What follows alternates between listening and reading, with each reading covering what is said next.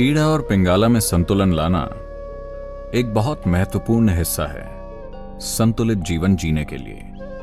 दिन में 4 बार 40 मिनट के दौरान एक तरह का परिवर्तन होता है।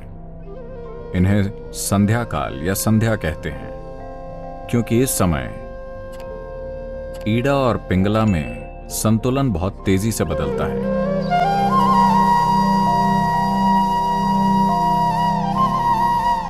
योगिक परंपरा में इसे इस तरह देखते हैं, शरीर और मन जैसी कोई चीज नहीं होती।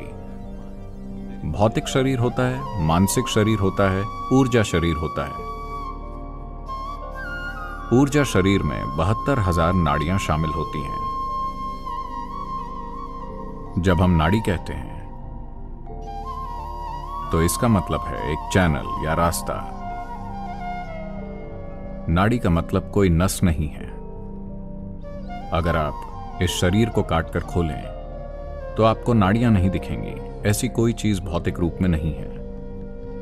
लेकिन अनुभव के तौर पर अगर आप अपने सिस्टम में ऊर्जा की गतिविधि की प्रकृति को देखें तो आप पाएंगे कि वो हमेशा स्थापित मार्गों पर चलती है, इधर उधर कभी नहीं। तो 72,000 मार्ग हैं जिनसे वो गुजरती है। 36 दाईं ओर, 36 बाईं ओर, दोनों तरफ 36,000। दाहिने को पिंगला कहते हैं, बाएं को ईड़ा कहते हैं। इन्हें सूर्य और चंद्रमा भी कहा जाता है। तो ये दोनों ईड़ा और पिंगला या सूर्य और चंद्रमा, दायां और बायां, आपके मन के स्तर पर तार्किक और सहज ज्ञान को दर्शाते हैं। जब मैं सहज ज्ञान कहता हूं तो सहज ज्ञान बोध का एक और आयाम नहीं है, बल्कि सिर्फ गणना का एक और आयाम है। अगर आपके अंदर बराबर मात्रा में सूचना है, अगर आप तार्किक रूप से जाते हैं तो किसी जगह पहुंचने में 10 कदम लग सकते हैं। Intuition means you don't take the 10 steps, you just jump to the 10th step. सहज ज्ञान मतलब आपको 10 कदम नहीं उठाने, आप बस कूद कर 10वें कदम पर पहुंच जाते हैं। मगर आज की आधुनिक शिक्षा प्रणालियां 100% सहज ज्ञान के आयाम को कुचल रही हैं। सिर्फ तार्किक को विकसित किया जा रहा है। किसी भी सहज ज्ञान को बकवास कहकर खारिज कर दिया जाता है। हर चीज के लिए आपको बहुत सोचना पड़ता है। जो आपकी दादी नानी यूं ही जानती थी, आज आपको वही चीज जानने के लिए अरबों डॉलर का रिसर्च करना पड़ता है। जब आपको हर चीज के लिए सोचना पड़ता है और हर चीज में कई कदम लेने होते हैं, अब जीवन तनावपूर्ण हो जाता है। अगर कोई एक स्तर से आगे सफल होना चाहता है तो कुछ चीजें हैं जिनमें आपको उन्हें फांद कर वहां तक पहुंचना होता है।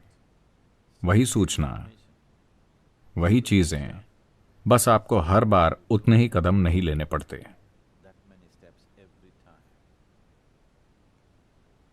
ये जीवन को तनावपूर्ण बना देता है, क्योंकि ये ऐसा है जैसे आप अपनी कार 2 पहियों पर चला रहे हों। बाकी दोनों पहिए खाली और सुरक्षित हैं। मैं नहीं जानता कि कब इस्तेमाल के लिए, पर 2 पहिए जो आप इस्तेमाल कर रहे हैं उन पर भारी दबाव पड़ेगा। तो योगिक प्रणाली में सहज ज्ञान की अहमियत उतनी ही महत्वपूर्ण है जितनी तार्किक की। तो ईड़ा और पिंगला में संतुलन लाना एक बहुत महत्वपूर्ण हिस्सा है संतुलित जीवन जीने के लिए। खुद को जटिल स्थितियों में आसानी से चलाने में सक्षम होना तभी संभव है जब आपके मन का सहज ज्ञान संबंधी आयाम पर्याप्त विकसित हो। वरना छोटी चीजें आपको परेशान कर देंगी, क्योंकि हर चीज के लिए कई कदम हैं। यहां हम कुछ चीजें करेंगे ताकि ईड़ा और पिंगला में संतुलन ला सकें, जिससे आपको अनुभव के तौर पर इसकी एक समझ मिल सके। अगर आप अपनी तर्जनी उंगली को अपने नथुनों के नीचे रखते हैं और धीरे धीरे सांस छोड़ते हैं, देखिए कि किस नथुने में अभी सांस प्रबल है।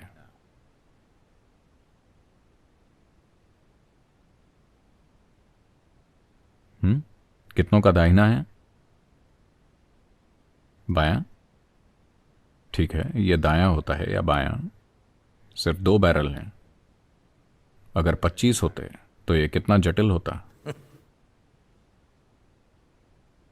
अगर आप दिन भर के दौरान खुद पर गौर करें तो आपने ध्यान दिया होगा कि लगभग 40 से 48 मिनट के बीच सांस की प्रबलता दाएं से बाएं और बाएं से दाहिने की तरफ बदलती है।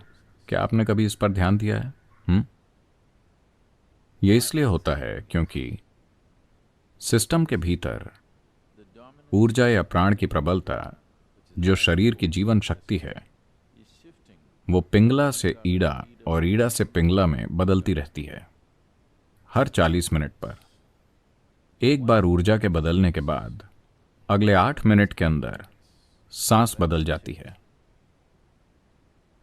अगर आप सेहत और खुशहाली की संपूर्ण स्थिति में हैं तो वो कुछ पलों में, या हम कह सकते हैं तुरंत ही बदल जाएगी। ये परिवर्तन हर 40 मिनट में होता है, पर दिन के कुछ समय के दौरान, जिन्हें ट्वाइलाइट जोन कहा जाता है, जिसका मतलब है संध्या काल,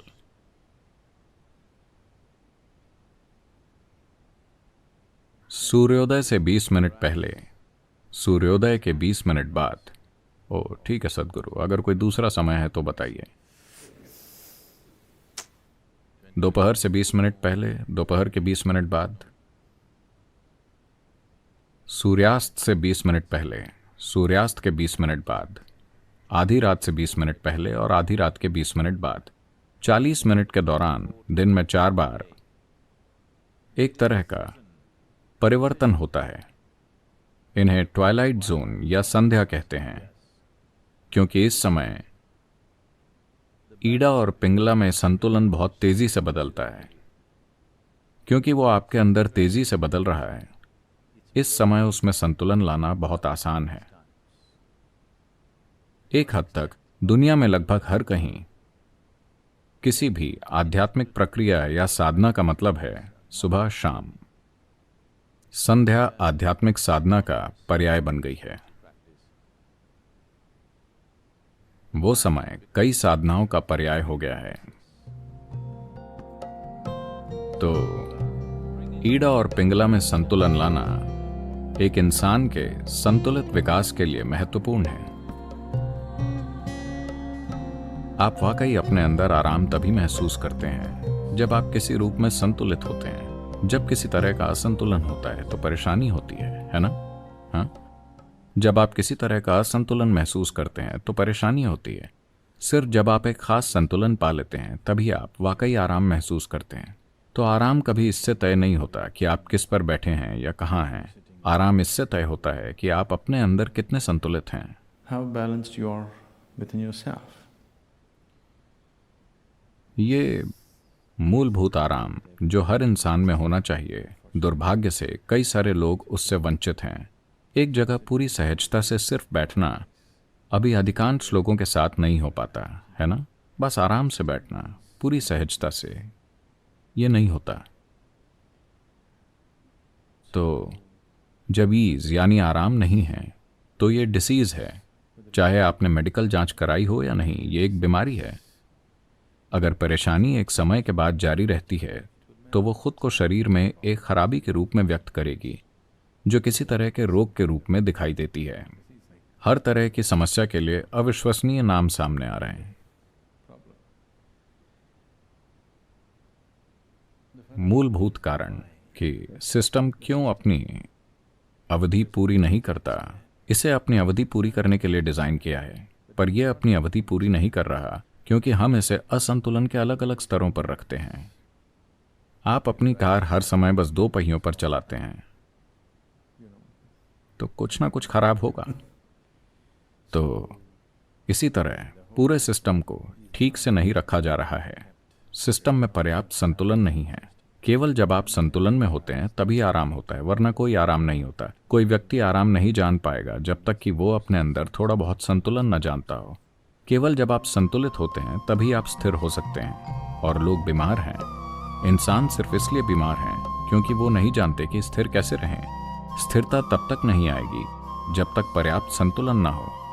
केवल जब आप पूरी तरह संतुलित होते हैं आप अपने भीतर स्थिर हो सकते हैं, वरना ऐसा नहीं होगा।